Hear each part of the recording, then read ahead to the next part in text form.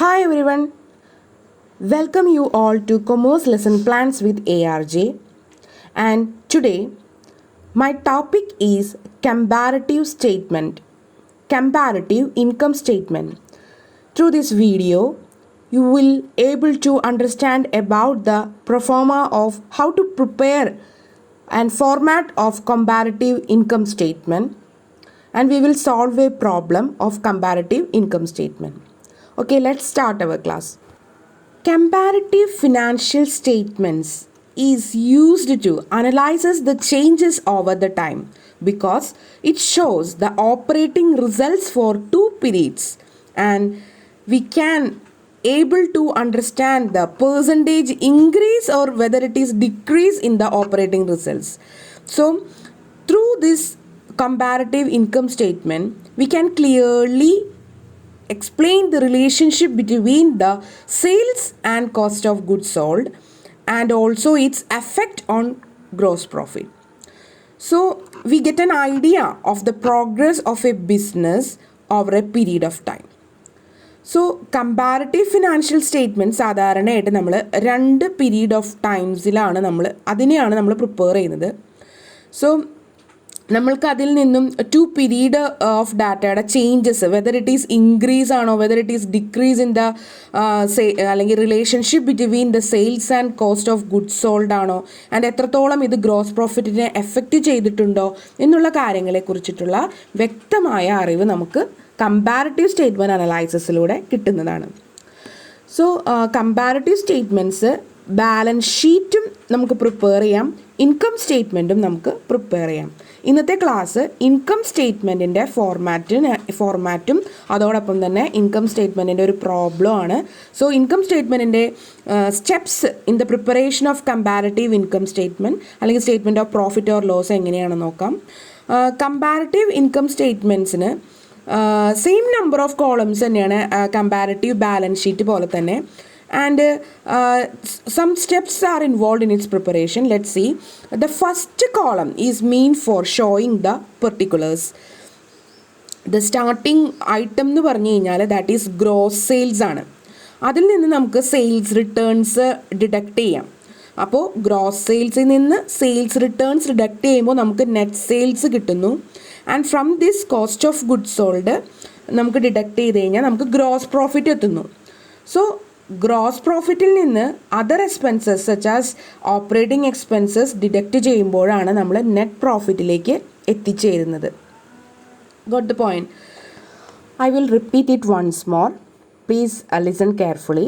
So നമ്മൾ why preparing the operating statement first നമ്മൾ എന്താ ചെയ്യുന്നത്, ഗ്രോസ് സെയിൽസിൽ നിന്ന് നമ്മൾ സെയിൽസ് റിട്ടേൺ ലെസ് ചെയ്യുമ്പോൾ നമുക്ക് എന്ത് കിട്ടുന്നു, നെറ്റ് സെയിൽസ് കിട്ടുന്നു. നെറ്റ് സെയിൽസിൽ നിന്ന് നമ്മൾ cost of goods sold less ചെയ്യുമ്പോഴാണ് നമ്മൾ ഗ്രോസ് പ്രോഫിറ്റിലേക്ക് എത്തിച്ചേരുന്നത്. So cost of goods sold നമുക്ക് നേരിട്ട് തന്നിട്ടില്ല എന്നുണ്ടെങ്കിൽ അത് എങ്ങനെയാണ് കണ്ടുപിടിക്കുന്നത്, നമ്മൾ ഓപ്പണിംഗ് സ്റ്റോക്ക് നമുക്ക് തന്നിട്ടുണ്ടാവും, പർച്ചേസസ് നമുക്ക് തന്നിട്ടുണ്ടാവും, ക്ലോസിംഗ് സ്റ്റോക്ക് നമുക്ക് തന്നിട്ടുണ്ടാവും. അപ്പോൾ എന്താ ചെയ്യുന്നത്, നമ്മൾ കോസ്റ്റ് ഓഫ് ഗുഡ്സ് സോൾഡ് കണ്ടുപിടിക്കാനായിട്ട് ഓപ്പണിംഗ് സ്റ്റോക്കിൻ്റെ കൂടെ പർച്ചേസസ് ആഡ് ചെയ്തിട്ട് അതിൽ നിന്നും ക്ലോസിംഗ് സ്റ്റോക്ക് ലെസ് ചെയ്യുമ്പോഴാണ് നമുക്ക് എന്തിലേക്ക് എത്തിച്ചേരുന്നത്, കോസ്റ്റ് ഓഫ് ഗുഡ്സ് സോൾഡ് നമുക്ക് കിട്ടുന്നത്. സോ ഈ നെറ്റ് സെയിൽസിൽ നിന്ന് നമ്മൾ cost of goods sold less ചെയ്ത് കഴിയുമ്പോൾ what we will get, gross profit. That is net sales minus cost of goods sold is equal to net sales minus cost of goods sold എന്ന് പറഞ്ഞു കഴിഞ്ഞാൽ that is gross profit. Okay. So ഇനി അടുത്തതായിട്ട് നമ്മൾ gross പ്രോഫിറ്റിൽ നിന്നും നമുക്ക് ആ കമ്പനിയുടെ ഗ്രോസ് പ്രോഫിറ്റിൽ നിന്നും ഓപ്പറേറ്റിംഗ് എക്സ്പെൻസസുകൾ ലെസ് ചെയ്യുകയും നോൺ ഓപ്പറേറ്റിംഗ് ഇൻകം ആഡ് ചെയ്യുകയും ചെയ്യണം അല്ലേ. ഓപ്പറേറ്റിംഗ് എക്സ്പെൻസസ് എന്ന് പറഞ്ഞു കഴിഞ്ഞാൽ ഒരു കമ്പനി ഗ്രോസ് പ്രോഫിറ്റ് ഇപ്പോൾ ഇത്രയാണെന്ന്, നെറ്റ് സെയിൽസ് നമ്മൾ കോസ്റ്റ് ഓഫ് ഗുഡ്സോട് ലെസ് ചെയ്തപ്പോൾ നമുക്ക് ഗ്രോസ് പ്രോഫിറ്റ് കിട്ടി.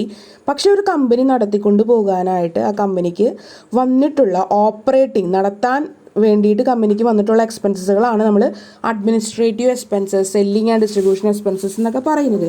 അപ്പോൾ ആ ഗ്രോസ് പ്രോഫിറ്റിൽ നിന്ന് ഈ ഓപ്പറേറ്റിംഗ് എക്സ്പെൻസസ് ലെസ് ചെയ്ത് കഴിഞ്ഞാലാണ് നമുക്ക് എന്തിലേക്ക് എത്തിച്ചേരാൻ പറ്റുന്നത്?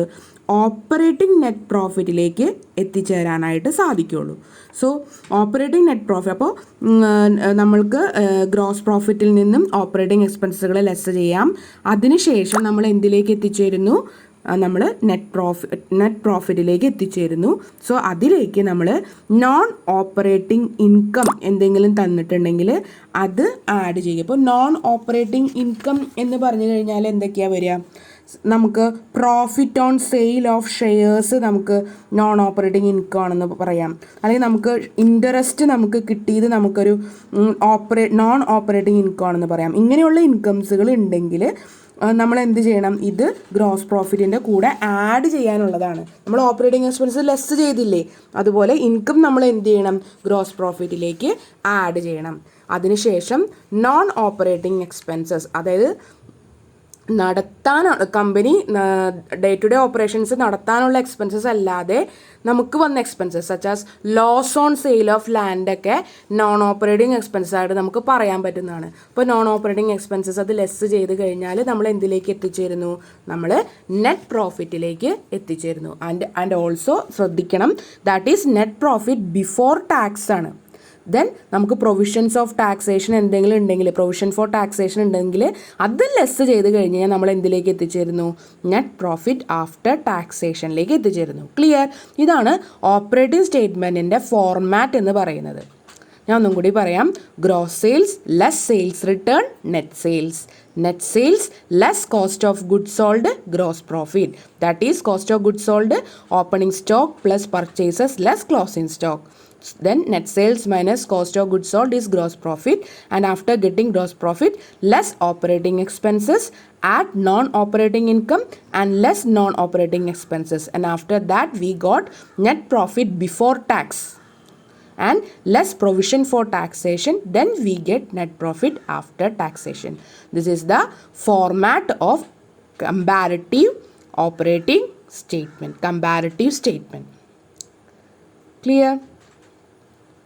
സോ ഇപ്പോൾ നമ്മൾ ഓപ്പറേറ്റിംഗ് ഇൻകം സ്റ്റേറ്റ്മെൻറ്റിൻ്റെ ഫോർമാറ്റൊക്കെ നോക്കി. ഇനി നമ്മൾ പ്രോബ്ലം നമ്മളോട് പറയും, prepare comparative income statement and comment upon the operative performance result. അങ്ങനെയാണ് ഇതിൻ്റെ പ്രോബ്ലം ചോദിക്കുക. അപ്പോൾ കമ്പാരിറ്റീവ് ഇൻകം സ്റ്റേറ്റ്മെൻറ്റിൻ്റെ ഫോർമാറ്റ് എന്ന് പറഞ്ഞു കഴിഞ്ഞാൽ നമുക്ക് 5 columns ആണ് ഉണ്ടാവുക. ഫസ്റ്റ് കോളം എന്ന് പറഞ്ഞു കഴിഞ്ഞാൽ ദാറ്റ് ഈസ് ഫോർ പെർട്ടിക്കുലേഴ്സ്. അത് നമ്മളിപ്പോൾ ഓപ്പറേറ്റിംഗ് സ്റ്റേറ്റ്മെൻറ്റിൽ പറഞ്ഞ അതേ ഫോർമാറ്റിൽ തന്നെ net sales, cost of sales, gross profit എത്തുന്നു അല്ലേ. ദെൻ ഏറ്റവും ലാസ്റ്റ് നെറ്റ് ഇൻകം എത്തുന്നു, അല്ലെങ്കിൽ നെറ്റ് പ്രോഫിറ്റിലേക്ക് എത്തിച്ചേരുന്നു. അതേ ഫോർമാറ്റ് തന്നെ. ദെൻ അതാണ് പെർട്ടിക്കുലേഴ്സിൽ എഴുതേണ്ടത്. ദെൻ 2000 ഇപ്പോൾ പ്രീവിയസ് ഇയർ ഉണ്ടാവും, കറണ്ട് ഇയർ ഉണ്ടാവും. പ്രീവിയസ് ഇയറിന് നമുക്ക് സെക്കൻഡ് കോളം, കറണ്ട് ഇയറിന് നമുക്ക് next column. Then amount of increase or decrease in current year. Then percentage of increase or decrease in current year. അങ്ങനെ 5 columns ആണ് comparative income സ്റ്റേറ്റ്മെൻറ്റിൽ ഉണ്ടാവുക. So നമുക്ക് ആ ഒരു പ്രോബ്ലം നോക്കാം. From the following information prepare comparative income statement and comment upon the operative performance results. Okay, then particulars നമുക്ക് ചിലതൊക്കെ തന്നിട്ടുണ്ട്. That is net sales, cost of goods sold, office expenses, selling expenses. ഇത്രയാണ് തന്നിട്ടുള്ളൂ. വളരെ ചെറിയൊരു പ്രോബ്ലമാണ്, short answer type question ആണ്. Then നമുക്ക് പ്രീവിയസ് ഇയറിൻ്റെയും എമൗണ്ട് തന്നിട്ടുണ്ട്, കറണ്ട് ഇയറിൻ്റെയും എമൗണ്ട് തന്നിട്ടുണ്ട്. സോ നമ്മളിപ്പോൾ ഇനി എന്താ ചെയ്യേണ്ടത്? കമ്പാരിറ്റീവ് ഇൻകം സ്റ്റേറ്റ്മെൻറ്റ് പ്രിപ്പയർ ചെയ്യണം for the year ended 31st December 2018 and 2019. Okay, ഞാനപ്പോൾ ആ ഒരു പ്രോബ്ലം ചെയ്ത് നിങ്ങൾക്ക് കാണിച്ചു തരാം. Carefully listen. ഓക്കെ, ഇതിപ്പോൾ കമ്പാരിറ്റീവ് ഇൻകം സ്റ്റേറ്റ്മെൻറ്റിൻ്റെ ഫോർമാറ്റാണ് ഇപ്പോൾ ഞാൻ വരച്ചിരിക്കുന്നത്. പർട്ടിക്കുലേഴ്സിൻ്റെ കോളം, പ്രീവിയസ് ഇയറിനൊരു കോളം, കറണ്ട് ഇയറിനൊരു കോളം. ഞാൻ അത് രണ്ടും ഇൻ ലാക്സ് ആണ് ഞാൻ റെപ്രസെന്റ് ചെയ്തേക്കുന്നത്. Then amount of increase or decrease in current year and percentage of increase in decrease in current year. ഇതാണ് നമ്മളുടെ ഒരു ഫോർമാറ്റ് കേട്ടോ. അപ്പൊ ഞാൻ നമ്മളുടെ ക്വസ്റ്റ്യനിൽ എന്താ തന്നേക്കുന്നത് ആദ്യം നോക്കാം. നെറ്റ് സെയിൽസ് നമുക്ക് തന്നിട്ടുണ്ട് 2018ലെയും 2019ലെയും. അത് ഞാനെടുത്ത് എഴുതാൻ പോവാണ്. ദെൻ in lakhs ആണ് കേട്ടോ. അപ്പോൾ 350. Then 2019 420. And after that 350 420 ഇതിന്റെ ഇൻക്രീസ് ആണോ ഡിക്രീസ് ആണോ? കഴിഞ്ഞ വർഷത്തിനെ കാട്ടി 350യിൽ നിന്നും 420 ഇൻക്രീസ് ചെയ്തിട്ടുണ്ട്. സോ ഇതിന്റെ എമൗണ്ട് ഓഫ് ഇൻക്രീസ് എന്ന് പറയുന്നത് എത്രയാ? 420 മൈനസ് 350 ദാറ്റ് ഈസ് 70. അപ്പൊ ഇൻക്രീസ് ആയതുകൊണ്ട് തന്നെ ഇവിടെ +70. ക്ലിയർ? സോ ഇനി നമുക്ക് percentage of increase or decrease കണ്ടുപിടിക്കണം. ഇതെങ്ങനെയാ കണ്ടുപിടിക്കണേന്ന് വെച്ച് കഴിഞ്ഞാൽ ദാറ്റ് ഈസ് ഈ amount of increase divided by നമ്മൾ പ്രീവിയസ് ഇയറിന്റെ ബേസ് എടുക്കും. 70 ഡിവൈഡഡ് ബൈ 350 ഇൻറ്റു 100. അപ്പോൾ നമുക്ക് കിട്ടുന്നത് എന്താണെന്ന് വെച്ച് കഴിഞ്ഞാൽ 20 ആണ്. ആ 20% നമ്മളിവിടെ കാണിക്കും. That is +20. ക്ലിയർ? ദെൻ അത് ഇനി നെക്സ്റ്റ് നമുക്ക് കോസ്റ്റ് ഓഫ് ഗുഡ്സ് സോൾഡ് തന്നിട്ടുണ്ട്. അപ്പൊ ആ കോസ്റ്റ് ഓഫ് ഗുഡ്സ് സോൾഡ് ഞാൻ എന്ത് എടുത്ത് എഴുതണം? കോസ്റ്റ് ഓഫ് ഗുഡ്സ് സോൾഡ് ഇവിടെ എടുത്ത് എഴുതണം. കാരണം net sales minus cost of goods sold ആണ് എന്ത്? നമ്മളുടെ ഗ്രോസ് പ്രോഫിറ്റ് അല്ലേ? So cost of goods sold കണ്ടുപിടിക്കാനായിട്ട് നമ്മൾ എന്താ ചെയ്യുന്നത്? Opening stock add purchases less closing stock. അതൊന്നും ഇവിടെ നമുക്ക് എടുക്കേണ്ട കാര്യമില്ല. ബിക്കോസ് എന്താ? കോസ്റ്റ് ഓഫ് ഗുഡ്സ് സോൾഡ് നമുക്ക് നേരിട്ട് തന്നിട്ടുണ്ട് അല്ലേ? So cost of goods sold ഞാൻ ഇവിടെ 240.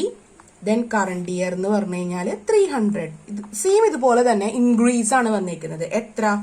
300 മൈനസ് 240 60. സോ +60 ആണ് ഇൻക്രീസ് ഞാൻ ഇവിടുത്തെ എഴുതിയത്. ഇനി അതുപോലെ എനിക്ക് പെർസെൻറ്റേജ് ഓഫ് ഇൻക്രീസ് കണ്ടുപിടിക്കണം. That is 60 divided by 240 into 100. അപ്പൊ എനിക്ക് കിട്ടുന്നത് 25% ആണ്. സോ അതും ഞാനെടുത്ത് ഇവിടെ എഴുതി. ദെൻ ആഫ്റ്റർ ദാറ്റ് എനിക്കിനി net sales minus cost of goods sold എൻ്റെ ഗ്രോസ് പ്രോഫിറ്റ് എനിക്ക് കിട്ടും. സോ അത് എഴുതാൻ പോവാണ്. ഗ്രോസ് പ്രോഫിറ്റ് ഇതെന്ന് പറഞ്ഞു കഴിഞ്ഞാൽ that is 350 minus 240 that is 110. 420 minus 300 that is 120. 70 minus 60 that is +10. Then percentage of increase or decrease വരുമ്പോൾ ഇതിന്റെ വീണ്ടും ബേസ് ഇയർ പെർസെൻറ്റേജ് കാണാം. That is 10 divided by 110 into 100. മനസ്സിലായോ? ഒന്നും കൂടി പറയാം. ഗ്രോസ് പ്രോഫിറ്റിന്റെ percentage of increase or decrease കാണുമ്പോൾ amount of increase on decrease of gross profit എന്ന് പറഞ്ഞാൽ 10 ആണല്ലോ. 10 divided by base year into 100 ആണ് ഞാൻ ഇവിടെ എഴുതേണ്ടത്. ദാറ്റ് ഈസ് 9.1 ആണ്. അപ്പോൾ 9.1 ആണ് percentage of gross profit. And after that എന്ത് ചെയ്യാം? നമുക്ക് അടുത്തത് ഓപ്പറേറ്റിംഗ് എക്സ്പെൻസസ്. ഓപ്പറേറ്റിംഗ് എക്സ്പെൻസസ് എടുത്ത് എഴുതാം. ഓപ്പറേറ്റിംഗ് എക്സ്പെൻസസ് ആയിട്ട് 2 എക്സ്പെൻസസ് നമുക്ക് തന്നിട്ടുണ്ട്. ഒന്ന് ഓഫീസ് എക്സ്പെൻസസും 2 സെല്ലിംഗ് എക്സ്പെൻസസും അല്ലേ? അപ്പോൾ ഓഫീസ് എക്സ്പെൻസസ് എന്തൊക്കെയാണ്? ദാറ്റ് ഈസ് പ്രീവിയസ് ഇയറിൽ 30, കറണ്ട് ഇയറിൽ 36. അതാണ് ഓഫീസ് എക്സ്പെൻസസ്. സോ ഇതിന്റെ ഇൻക്രീസ് എന്ന് പറഞ്ഞു കഴിഞ്ഞാൽ ദാറ്റ് ഈസ് +6 ആണ് അല്ലെ? 36 മൈനസ് 30 6 ആണ് ഇൻക്രീസ്. കറണ്ട് ഇയറിൽ ഓഫീസ് എക്സ്പെൻസസ് കൂടുതലാണ്, 6 ആണ്. Then 6 divided by 30 into 100 that is 20%. Then selling എക്സ്പെൻസസും അതുപോലെ തന്നെ 20 30 തന്നിട്ടുണ്ട് കറണ്ട് ഇയറിൽ. അങ്ങനെയാണെങ്കിൽ അതിന്റെ ഇൻക്രീസ് എന്ന് പറഞ്ഞു കഴിഞ്ഞാൽ +10 ആണ്. പെർസെൻറ്റേജ് ഓഫ് ഇൻക്രീസ് എന്ന് പറഞ്ഞു കഴിഞ്ഞാൽ 10 divided by 20 into 100 that is 50. So after that എനിക്ക് ടോട്ടൽ ഓപ്പറേറ്റിംഗ് എക്സ്പെൻസസ് ശ്രദ്ധിക്കുക. ടോട്ടൽ ഓപ്പറേറ്റിംഗ് എക്സ്പെൻസസിലാണ് കിട്ടുന്നത്. Total operating expenses that is 30 plus 20 50, 36 plus 30 66, 6 plus 10 plus 16 അല്ലേ? ഇനി ഇതുപോലെ percentage of increase or decrease വരുമ്പോൾ 16 divided by base year 50 into 100 that is എത്രയാണ് 32. Okay, അപ്പോൾ എനിക്ക് ടോട്ടൽ ഓപ്പറേറ്റിംഗ് എക്സ്പെൻസസും കിട്ടി, ഗ്രോസ് പ്രോഫിറ്റും കിട്ടിയിട്ടുണ്ട്. സോ എനിക്ക് എന്തിലേക്ക് ഇനി ടോട്ടൽ ഓപ്പറേറ്റിംഗ് എക്സ്പെൻസസും കിട്ടിയിട്ടുണ്ട്, ഗ്രോസ് പ്രോഫിറ്റും കിട്ടിയിട്ടുണ്ട്. ഇനി എനിക്ക് ഓപ്പറേറ്റിംഗ് പ്രോഫിറ്റിലേക്ക് എത്തിച്ചേരാം അല്ലേ. ഓപ്പറേറ്റിംഗ് പെർഫോമൻസ് റിസൾട്ട് കണ്ടുപിടിക്കാനാണ് എനിക്ക് ക്വസ്റ്റ്യനിൽ തന്നേക്കുന്നത്. സോ എന്റെ ടോട്ടൽ ഓപ്പറേറ്റിംഗ് പ്രോഫിറ്റ് എന്ന് പറഞ്ഞു കഴിഞ്ഞാൽ എത്രയാണ്? That is gross profit minus total operating expenses. 110 minus 50, my operating profit is 60. Then 120 minus 66, that is 54 for current year. Then 10 minus 16, that is -6. So here operating profit is less. Operating expenses have been decreased. Operating profit have been declined. So operating profit കുറയാണ് ചെയ്തേക്കുന്നത്. അപ്പോൾ comparative income statement നമുക്ക് അത് മനസ്സിലായി കഴിഞ്ഞു. Then operating profitന്റെ increase or decrease കണ്ടുപിടിക്കാനായിട്ട് 6 divided by 60 into 100, that is -10. So operating profit has been declined by 10% in 2019. അപ്പോൾ അതാണ് അതിൻ്റെ ഒരു കമ്പാരിറ്റീവ് ഇൻകം സ്റ്റേറ്റ്മെന്റിന്റെ ഒരു അനലൈസിസ് ആയിട്ട് നമുക്ക് പറയാൻ പറ്റുന്നത്. ക്ലിയർ? ഞാൻ ഒന്നും കൂടി പറയാം. സോ ഇതാണ് കമ്പാരിറ്റീവ് ഇൻകം സ്റ്റേറ്റ്മെന്റിന്റെ ഫോർമാറ്റ്. നെറ്റ് സെയിൽസ് നമ്മൾ എഴുതി, കോസ്റ്റ് ഓഫ് ഗുഡ്സ് സോൾഡ് നമ്മൾ എഴുതി, ദെൻ അതിനുശേഷം net sales minus cost of goods sold, gross profit കണ്ടുപിടിച്ചു. അതിന്റെ ഇൻക്രീസ് ഓർ ഡിക്രീസ് നമ്മൾ എങ്ങനെ കണ്ടുപിടിക്കുന്നത്? ബേസ് ഇയർ ഇൻറ്റു 100 ആണ് നമ്മളുടെ increase or decrease. Then operating expenses separate എഴുതി, ടോട്ടൽ ഓപ്പറേറ്റിംഗ് എക്സ്പെൻസസ് ഇതാണ്. അങ്ങനെയാണെങ്കിൽ ഓപ്പറേറ്റിംഗ് പ്രോഫിറ്റ് എന്ന് പറഞ്ഞു കഴിഞ്ഞാൽ gross profit less total operating expenses ആണ് നമ്മളുടെ operating profit. I think you are very well clear about the comparative income statement. Now what we are going to do? We are going to write the interpretation.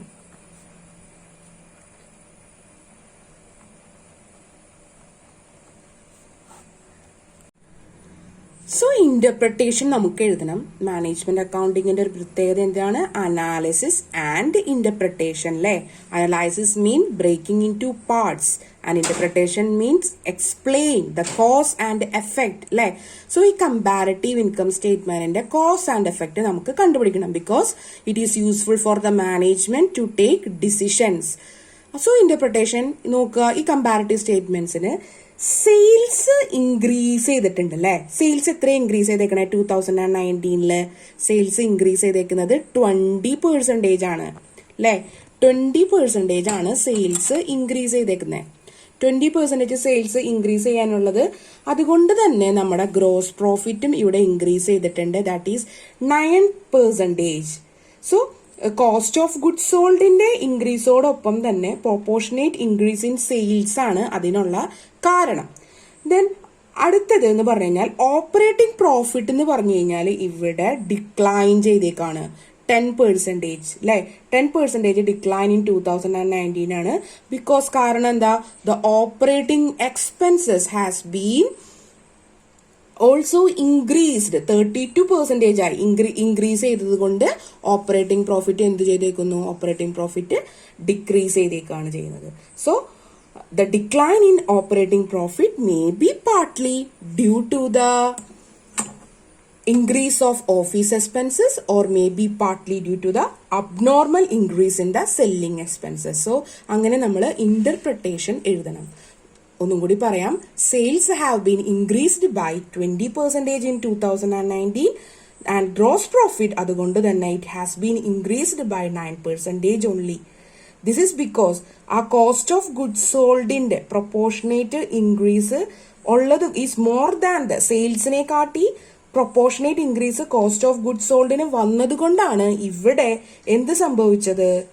The gross പ്രോഫിറ്റിന്റെ increment 9% ഉള്ളിൽ ഒതുങ്ങിപ്പോയത്. Okay. So അതുപോലെ തന്നെ operating profit 2019 decline ചെയ്തേക്കാണ്. 10% എത്തി നിന്നേക്കാണ്.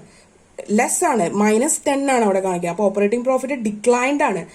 അതിന്റെ കാരണം എന്താ? Operating expenses വളരെ കൂടുതലാണ്, 32% എത്തി നിൽക്കുന്നത്. സോ ഡിക്ലൈൻ ഓപ്പറേറ്റിംഗ് പ്രോഫിറ്റിന്റെ കാരണം may be it is the increase of the office expenses and also the increase of the selling expenses. അതാണ് അതിന്റെ റീസൺ. സോ ഇതാണ് നമ്മൾ ഈ ഒരു കമ്പാരിറ്റീവ് ഇൻകം സ്റ്റേറ്റ്മെന്റിന്റെ ഇന്റർപ്രിട്ടേഷൻ ആയിട്ട് എഴുതേണ്ടത്. I hope you are very well clear about the problem now, and you know how to write the interpretation of this analysis too. So thank you all for watching this video and have a great day.